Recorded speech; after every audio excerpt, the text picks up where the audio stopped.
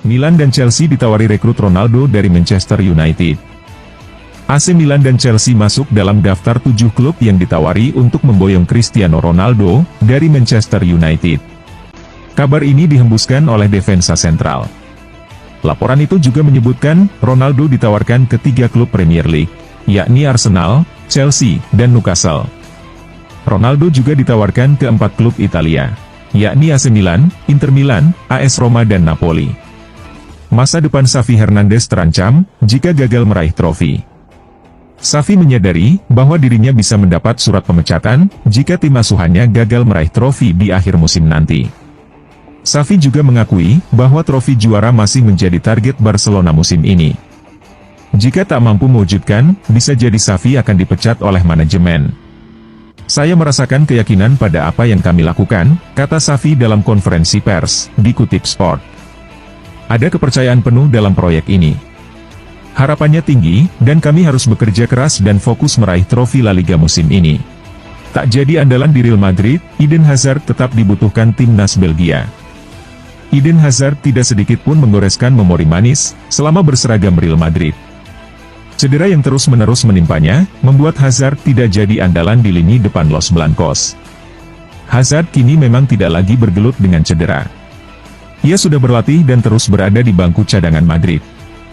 Namun, pelatih timnas Belgia menegaskan, Hazard tetap akan dibutuhkan oleh timnas di ajang Piala Dunia mendatang.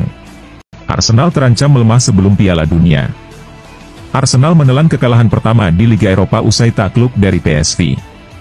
Kekalahan itu membuat Arsenal gagal mengunci puncak klasemen, untuk lolos otomatis ke babak 16 besar Liga Eropa. Hasil buruk tersebut jadi yang kedua, secara beruntun bagi The Gunners tanpa kemenangan. Setelah sebelumnya diimbangi Southampton 1-1 di Premier League.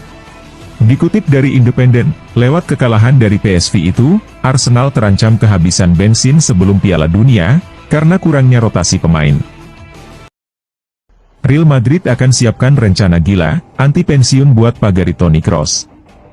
Hal ini dilakukan karena salah satu pemain terbaik Real Madrid itu, dikabarkan akan segera pensiun. Dilaporkan, kontrak Toni Kroos akan habis pada 2023. Namun, Real Madrid akan siapkan rencana gila anti pensiun buat Toni Kroos. Pelatih Real Madrid, Carlo Ancelotti pun rupanya belum rela, jika harus kehilangan salah satu pemain andalannya itu. Kabarnya, semua petinggi Los Blancos masih berusaha meyakinkan gelandang berusia 32 tahun itu, untuk memperpanjang masa baktinya selama 1 atau 2 musim lagi. Chelsea dan Manchester City, bersaing untuk dapatkan Lionel Messi. Kendati sudah berusia 35 tahun, Lionel Messi terbukti masih menyimpan daya magis di atas lapangan hijau.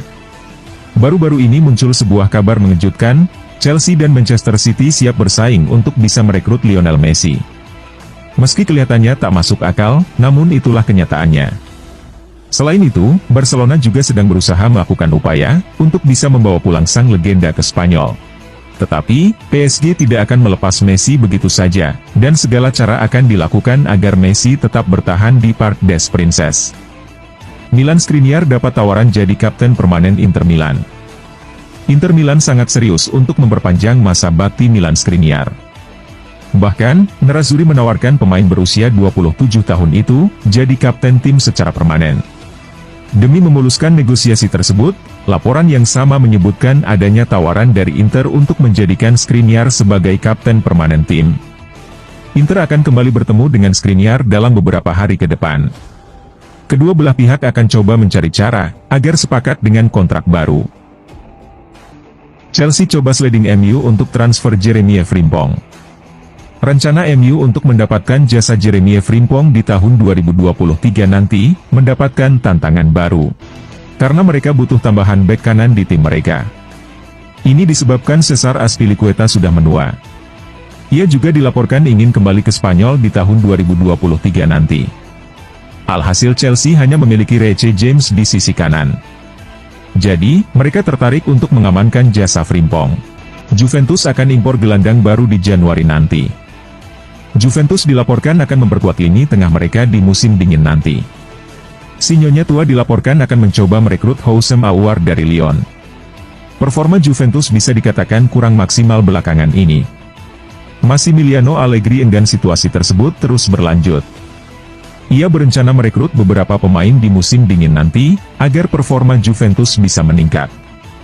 Dilansir Gazzetta dello Sport, Allegri berencana untuk membeli gelandang baru.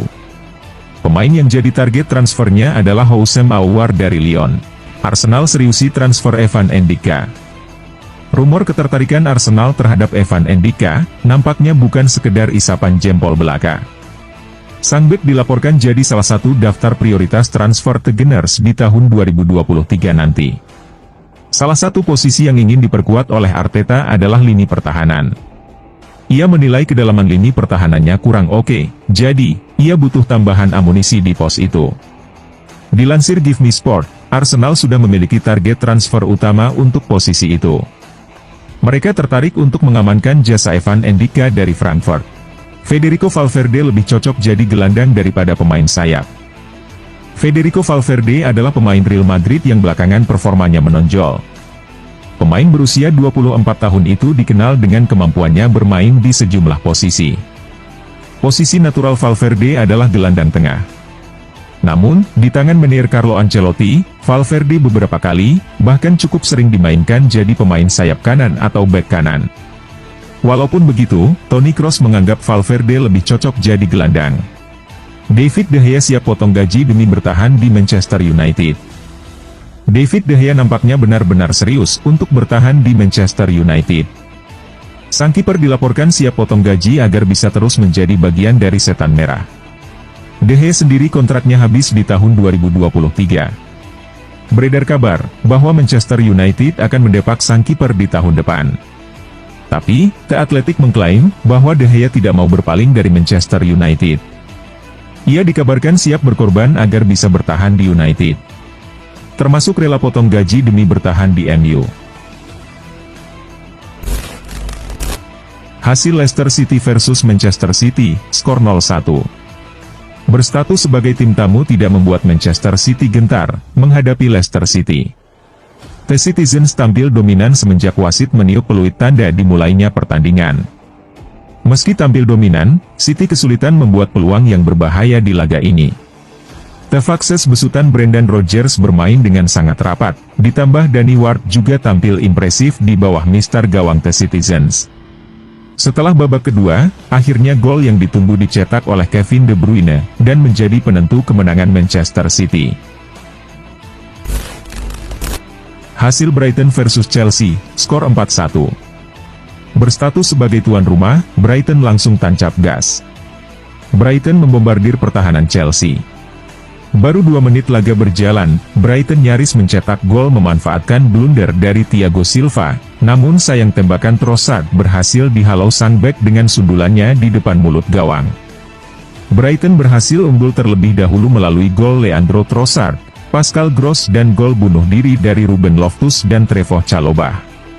Chelsea berhasil memperkecil kedudukan berkat gol Kai Havertz. Hasil Valencia versus Barcelona, skor 0-1.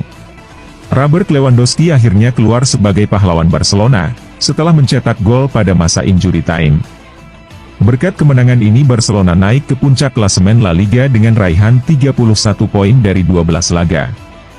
Sementara Valencia harus puas berada di peringkat 10, dengan koleksi 15 poin dari 12 laga. Hasil PSG versus Troyes, skor 4-3.